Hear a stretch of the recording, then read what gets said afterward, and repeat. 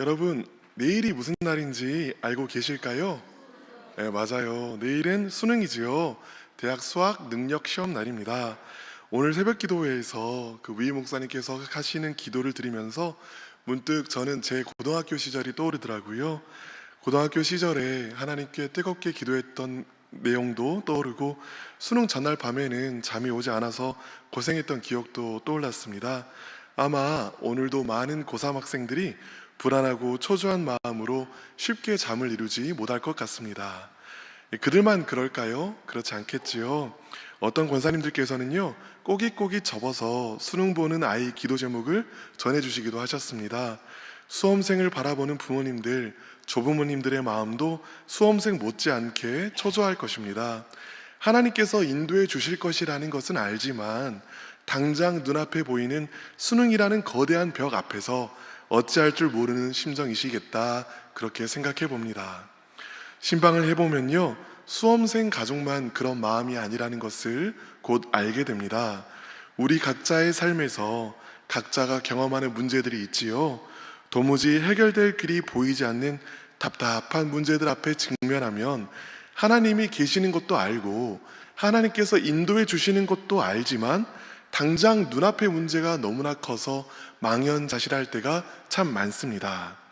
오늘 본문의 이스라엘 상황이 딱 그랬을 것입니다. 오늘 본문은요, 출애굽기 몇 장일까요? 네, 17장입니다. 출애굽기 14장에서 이스라엘 백성은 홍해바다를 건너며 출애굽을 하였습니다. 나중에 19장에서 이스라엘 백성이 시내산이 도착하기까지 보통 2달의 시간이 걸린 것으로 계산합니다. 그러니 오늘 본문의 상황은 출애굽한 이후로 그렇게 오래지 않은 상황인 것이지요. 광야를 걷는 우리 이스라엘 사람들 눈앞에 구름기둥과 불기둥은 선명했습니다. 하나님께서 인도해 주고 계신다는 것이 너무나 분명했다는 말입니다. 그런데요, 이스라엘 백성들이 착각한 것이 있었습니다. 이 사람들은요, 하나님께서 인도해 주시면 아무런 문제가 없이 그저 평탄한 대로를 걸어갈 것이라고 생각했습니다. 그러나 실제로는 어떠했죠? 하나님이 계셔도 문제는 계속되었습니다. 출애굽기 16장에서부터는 지속적으로 터져나오는 문제들이 기록되어 있습니다. 출애굽기 16장에서는 이스라엘 백성들이 먹을 것이 없었습니다. 출애굽기 17장에서는 이스라엘 백성들이 마실 물이 없었습니다. 문제 하나가 해결되면 연이어서 다른 문제들이 터져나왔습니다. 이것이 말해주는 것이 무엇일까요? 하나님께서 함께 하신다고 해도 문제가 사라지는 것은 아니라는 것입니다. 그럼 하나님을 왜 믿어요? 하시는 분이 있으실지도 모르겠습니다. 하나님께서 함께 계시면요, 문제들이 사라지는 것이 아니라 하나님께서 이 문제들을 해결해 주시는 분이심을 경험해 나가게 됩니다. 먹을 것이 없는 이스라엘 백성에게는 만나와 메추라기를 하나님께서 주셨습니다. 마실 물이 없는 이스라엘 백성에게는 반석을 쳐서 물이 나오게 하셨지요. 그러니 깨닫게 되는 것이 있습니다. 하나님께서 우리 삶에 문제를 주실 때에는 하나님의 이유가 있다는 것이지요.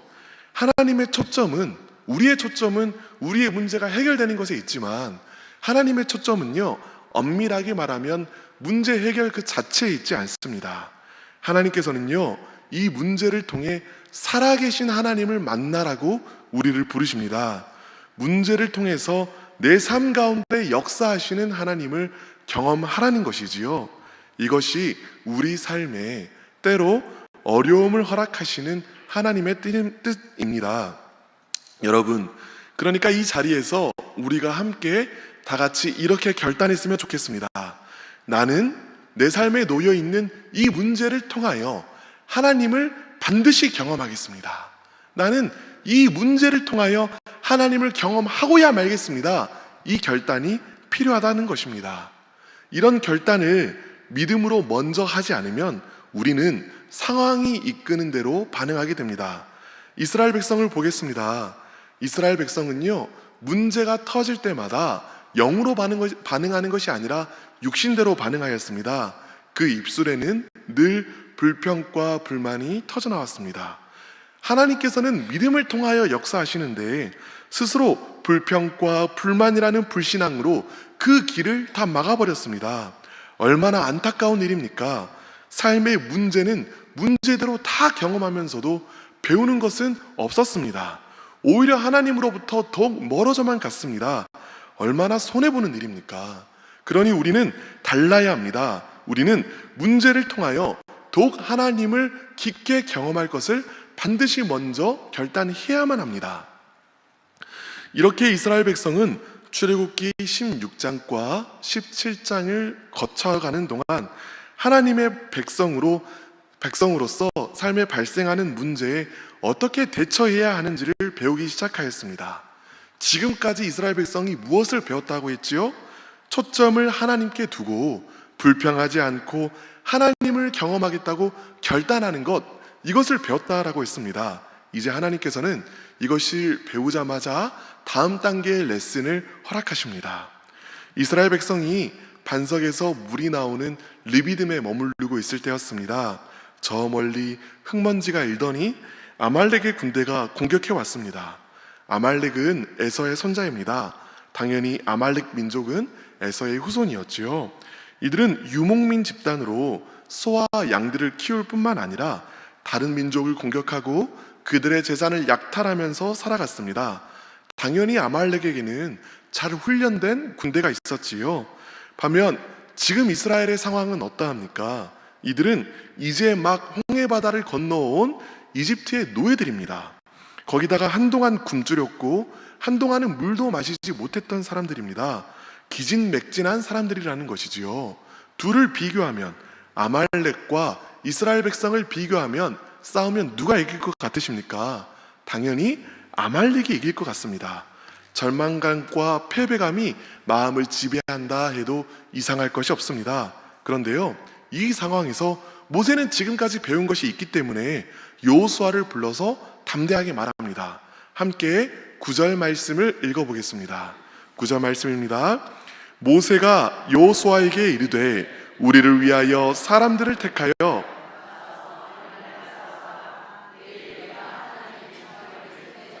산 꼭대기에 서리라. 아멘. 이 구절에서요, 우리가 주목해야 할 몇 가지가 있습니다. 먼저 모세의 반응을 살펴보도록 하겠습니다. 모세의 반응에서 우리가 무엇을 배울 수 있죠? 모세는 좌충우돌 우왕좌왕 흔들리지 않습니다. 이미 그의 마음에는 이 문제를 통하여, 아말렉의 군대를 통하여 하나님께서 역사하시는 것을 보겠다는 결단이, 믿음이 그 안에 있는 것을 보게 됩니다. 그 이후에 모세는 무엇을 명령하지요? 모세는 여호수아로 하여금 너는 싸우라고 이야기합니다. 나는 하나님의 지팡이를 들고 산 꼭대기에 서겠다고도 이야기합니다. 여호수아만 싸우고 자기는 안전한 곳 뒤에 있겠다라는 말일까요? 그렇지 않습니다. 모세는 지금 무슨 이야기를 하고 있냐면 이 싸움이 두 가지 영역에서의 싸움이다 라고 이야기하고 있는 것입니다. 아말렉과의 전쟁에서 승리하기 위하여 여호수아는 여호수아의 싸움을 싸워야 하고 모세는 모세의 싸움을 싸워야 한다라고 이야기하는 것이지요. 모세는 자기 삶에 찾아오는 문제에 어떻게 대처해야 하는지를 알았습니다. 사람들은 문제만 보고 보이는 현상만 봅니다. 그러나 모세는 현상만을 보지 않았습니다. 그 너머에 있는 영의 세계를 보았고 눈에 보이는 이 전쟁의 승리가 눈에 보이지 않는 영의 세계에서 결정됨을 믿었습니다. 여러분, 우리에게 필요한 것이 바로 이 시각, 영의 세계를 보는 시각입니다. 우리에게는 두 가지 싸움이 있습니다.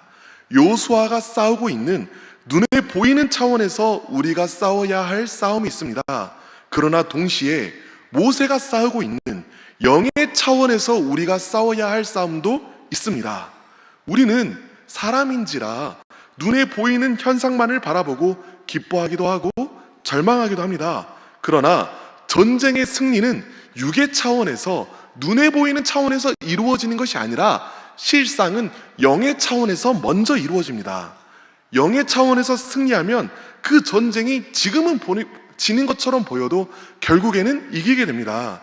그러나 영의 차원에서 패배하면 그 전쟁은 이기는 것처럼 보여도 종국에는 지게 됩니다. 이것이 바로 하나님께서 아말렉이라는 문제 앞에 선 이스라엘에게 정말로 알려주기를 원하는 것이었습니다. 그래서 하나님께서는 이 사실을 알려주고자 절대로 부인할 수 없는 분명한 증거를 보이시죠. 11절을 함께 읽어보겠습니다. 11절입니다. 모세가 손을 들면 이스라엘이 이기고 손을 내리면 아말렉이 이기거든. 아멘. 무엇인가요? 모세가 손을 들고 기도의 자리에서 하나님께 부르짖는 동안에는 이스라엘이 승리합니다. 그러나 모세의 손이 내려가면, 모세의 기도가 끊어지면 곧바로 아말렉이 이기기 시작합니다. 영의 세계에서의 승리가 이 땅의 세계에서의 승리로 이어지는 것을 보여주는 것이지요. 영의 세계에서의 싸움과 현실의 세계의 싸움이 어떤 인과로 연결되는지 우리는 알 길이 없습니다. 그러나 분명한 것이 있습니다. 성경은 영의 세계의 승리가 결국 현실의 싸움에서 승리로 이어진다고 말한다는 것이지요. 믿음은 바라는 것들의 실상이요 보이지 않는 것들의 증거니, 그리고 이 영의 세계와 이 육의 세계가 이어지는 것을 보는 것이 바로 믿음입니다. 그렇기에 믿음이 없으면 영의 세계를 보지 못하기 때문에 영의 세계의 승리가 이 땅의 세계에서의 승리로 이어진다는 것을 알지 못하기 때문에 도무지 기도의 자리로도 나아가지 못하게 되는 것이지요. 그러니 여러분, 기도가 힘들다면 우리가 먼저 점검해야 할 것이 이것입니다. 나는 믿음의 눈을 열어서 영의 세계를 바라보고 있느냐라는 것이지요. 여러분, 영의 세계에서의 승리가 현실에서의 승리로 이어진다는 이야기를 우리가 여기에서만 보게 되는 것이 아닙니다. 다니엘서 10장을 보면은요, 이 일이 너무나 분명하게 보입니다. 페르시아 왕이 고레 쓰이던 시절 이야기입니다. 다니엘은 이스라엘을 위하여 하나님의 뜻을 구하며 새 이레 동안 울면서 중보합니다. 새 이레가 며칠입니까? 새가 3했다가 이레가 7이니까 3, 7, 21, 21일입니다. 그러니까 다니엘은 21일이 되기까지 어떤 기도의 응답도 받지 못하고 울면서 기도하고 있었습니다. 그런데 21일 만에 한 천사, 가브리엘이죠. 이 천사가 찾아와서 이렇게 말합니다. 다니엘서 10장 12절부터 14절까지를 중요하니까 함께 읽어보겠습니다. 그가 내게 이르되 다니엘아 두려워하지 말라. 내가 깨달으려 하여 내 하나님 앞에 스스로 겸비하게 하기로 결심하던 첫날부터 내 말이 응답받았으므로 내가 내 말로 말미암아 왔느니라. 그런데 바사 왕국의 군주가 21일 동안 나를 막았으므로 내가 거기 바사 왕국의 왕들과 함께 머물러 있더니 가장 높은 군주 중 하나인 미가엘이 와서 나를 도와주므로 이제 내가 마지막 날에 내 백성이 당할 일을 내게 깨닫게 하려 왔노라. 이는 이 환상이 오랜 후의 일임이라 하더라. 아멘. 가브리엘이 지금 하는 말이 무슨 말일까요? 다니엘이 기도를 한 그 순간부터 내 말이 이미 응답받았으므로 라고 이야기를 합니다. 근데 왜 응답이 전해지지 않았죠? 바사 왕국의 군주가 21일 동안 나를 막았으므로. 여기에서 말하는 바사 왕국의 군주는 진짜로 페르시아의 왕을 의미하는 것이 당연히 아니지요. 페르시아의 영적인 세력을 통치하는 자, 즉 공중의 권세 잡은 자인 사탄의 세력이 하나님의 응답이 다니엘에게 이르지 못하도록 공중에서 막고 있었다라는 말입니다. 그래서 어떻게 됩니까? 공중에서 전쟁이 일어납니다. 하나님께서 보내신 미가엘이 사탄의 세력을 묶어두고 그 사이에 가브리엘이 하나님의 응답을 가지고 다니엘에게 가는 것이지요.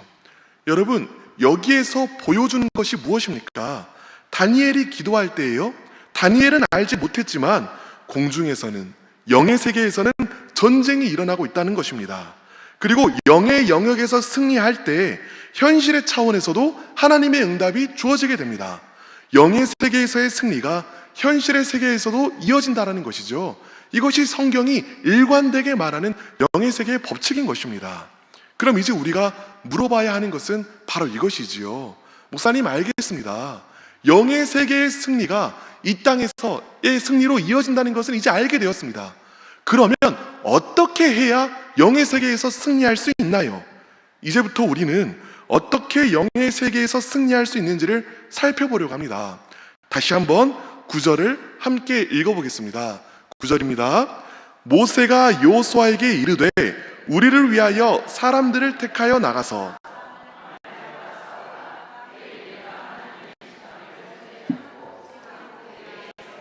아멘. 여호수아는 칼과 창을 들고 눈에 보이는 전쟁터로 나아갔습니다. 그럼 모세는 무엇을 들고 나아가지요? 하나님의 지팡이를 들고 나아갑니다. 여러분, 이 지팡이는요, 애굽왕 바로 앞에서 뱀이 되었던 지팡이이며 홍해를 가를 때 들고 있었던 지팡이이고 리비딤 반석에서 물이 나올 때 그 반석을 쳤던 지팡이입니다. 이 지팡이는 하나님께서 멀리 계신 것이 아니라 이 땅으로 돌입해 들어오셔서 이 땅의 역사 가운데 개입하신다는 상징입니다. 모세는 이 지팡이를 들고 산 꼭대기에 서서 기도하겠다라고 말합니다. 이것이 무엇을 의미합니까? 영적 세계의 무기가 믿음이라는 것이지요. 지금까지 오늘에 이르기까지 우리를 붙들고 지켜주신 이 하나님께서 오늘 내가 새롭게 직면한 이 문제 앞에서도 길을 내시고 역사하시고 지켜주실 것이라는 믿음을 들고 싸우겠다라는 것입니다. 믿음 없이 기도하는 것이 아니라 분명한 믿음 위에 서서 믿음으로 하나님께서 역사하시라고 간구하는 것입니다. 이런 믿음의 기도가 영적 세계의 승리를 가져오는 것입니다. 사도 야고보는 이렇게 말합니다. 오직 믿음으로 구하고 조금도 뭐하지 말라? 의심하지 말라. 의심하는 자는 마치 바람에 밀려 요동하는 바다 물결 같으니 이런 사람은 무엇이든지 죽게 얻기를 생각하지 말라. 두 마음을 품어 모든 일에 정함이 없는 자로다. 불안과 염려에서 나오는 기도가 아니라 바로 이와 같은 모세가 지팡이를 들고 기도했던 것과 같은 이런 믿음의 기도가 영의 세계에서 승리하는 기도라는 것입니다. 그것으로 끝이 아닙니다. 모세가 기도한다고 해서 곧바로 아말렉 사람들이 다 진멸되지 않았습니다. 든 팔이 힘들어서 내려지기도 하였습니다. 이것이 무슨 말일까요? 사람들은요, 믿음의 기도는 단기간에 폭발적으로 하는 기도라고 생각합니다. 그렇지만은 않습니다. 믿음의 기도는요, 인내로 꾸준히 드려져야만 하는 기도입니다. 이 꾸준한 기도를 통하여 하늘의 승리가 이 땅 가운데 임하게 되는 것이지요. 아까 살펴보았던 다니엘서에서도 역시 동일한 이야기를 하고 있습니다. 다니엘은 기도의 응답을 언제 받은 것이지요? 다니엘서 10장 12절을 보면 아까 전에 살펴본 대로 다니엘은 기도하는 즉시 첫날부터 하나님의 응답을 받았다라고 했습니다. 그러면 그 응답이, 첫날에 받은 응답이 다니엘에게 곧바로 그 즉시 왔나요? 그렇지는 않았지요. 그렇다면 기도의 응답을 받기까지 나머지 20일은 무엇입니까? 하나님께서 이미 주신 승리를 경험할 때까지 인내로 기도하는 기간이었습니다. 이 기간에 다니엘은 기도를 통하여 하나님의 군대가 움직이게 했고 하늘의 길을 만들었으며 하나님의 응답이 이 땅 가운데 임하게 하였습니다. 바로 이런 인내의 기도가 영의 세계에서 승리하는 기도인 것입니다. 지금까지 믿음의 기도, 인내의 기도에 대하여 이야기를 했습니다. 마지막으로 하나가 더 있습니다. 모세가 힘들어 지쳤을 때, 손이 내려갈 때 그 옆에 서 있던 두 사람이 있죠. 바로 아론과 훌입니다. 유대 역사가 요세푸스는 훌이 모세의 누나인 미리암의 남편이라고도 말하는데요, 중요한 것은 그것이 아닙니다. 모세가 홀로 이 인내의 기도를 이어나갈 수가 없을 때 아론과 훌이 모세의 각각 한 손씩을 붙들고 모세의 손이 내리지 못하도록 했다라는 것이지요. 홀로 기도했으면 지쳐서 포기하고 말았을 모세는 함께 기도하는 합심 기도의 능력으로 끝까지 기도할 수 있었습니다. 예수님께서도 말씀하셨습니다. 진실로 다시 너희에게 이르노니 너희 중에 두 사람이 땅에서 뭐하여? 합심하여 무엇이든지 구하면 하늘에 계신 내 아버지께서 그들을 위하여 뭐하게 하시리라? 이루게 하시리라. 아멘. 혼자 하는 기도라고 해서 절망한 필요는 없습니다. 하나님께서는 작은 목소리도 큰 소리와 마찬가지로 들으시는 분이십니다. 귀 기울이십니다. 그러나 합심 기도에 능력이 있습니다. 함께 마음을 모아 기도할 때 기도의 새로운 차원이 열리고 힘들었던 기도가 훨씬 쉬워지는 경험을 다들 해보셨을 것입니다. 우리가 함께 마음 모아 기도할 때 하나님께서 주시는 승리가 임하는 것이지요. 믿음의 기도, 인내의 기도뿐만 아니라 합심하여 기도할 때 승리를 경험하게 됩니다. 여러분이 수요 기도에 나온 이유가 바로 이것일 것입니다. 오늘 함께 기도함으로써 이 승리를 경험하시기를 간절히 축원합니다. 이제 말씀을 정리하도록 하겠습니다. 우리 삶에는 두 가지 차원이 있다라고 하였죠. 현실의 차원, 이 땅의 차원과 영적인 차원입니다. 우리는 눈이 있는 사람들인지라 눈에 보이는 전쟁에는 전전긍긍하며 예쓰면서도 눈에 보이지 않는 전쟁, 영적인 전쟁에는 손을 놓고 있을 때가 얼마나 많은지요. 우리는 영의 전쟁이 어떻게 되든 현실의 차원에서만 문제를 이루려고 해결하려고 노력할 때가 참 많습니다. 그러나 하나님의 말씀은요, 전혀 다른 세상을 우리에게 보여줍니다. 오히려 하늘에서의 승리가 이 땅에서의 승리를 가져온다라는 것입니다. 하나님께서 묶으시면 땅에서도 묶이는 법이고 하나님께서 푸시면 땅에서도 풀리는 법입니다. 그러므로 오늘 기도할 때 믿음의 눈으로 하나님을 바라보면서 인내함으로 승리를 주실 하나님께 함께 기도하기를 바랍니다. 한 가지가 더 있습니다. 오늘 설교 서두에서 말씀드린 것처럼 내일은 수능날입니다. 자녀가 입시의 전쟁을 치룰 때에 부모가 치루어야 할 전쟁도 있습니다. 영적인 세계 속에서 함께 치루어내야 하는 기도의 전쟁입니다. 부모는 자신의 지팡이를 들고, 그러니까 내가 지금까지 경험한 하나님을 향한 믿음을 들고 하나님 앞에서 부르짖어야 합니다. 자기 자신의 미래를 도무지 스스로는 믿음의 눈으로 바라보지 못하는 자녀를 위해서 부모가 대신 자녀를 믿음의 눈으로 바라봐 주어야만 합니다.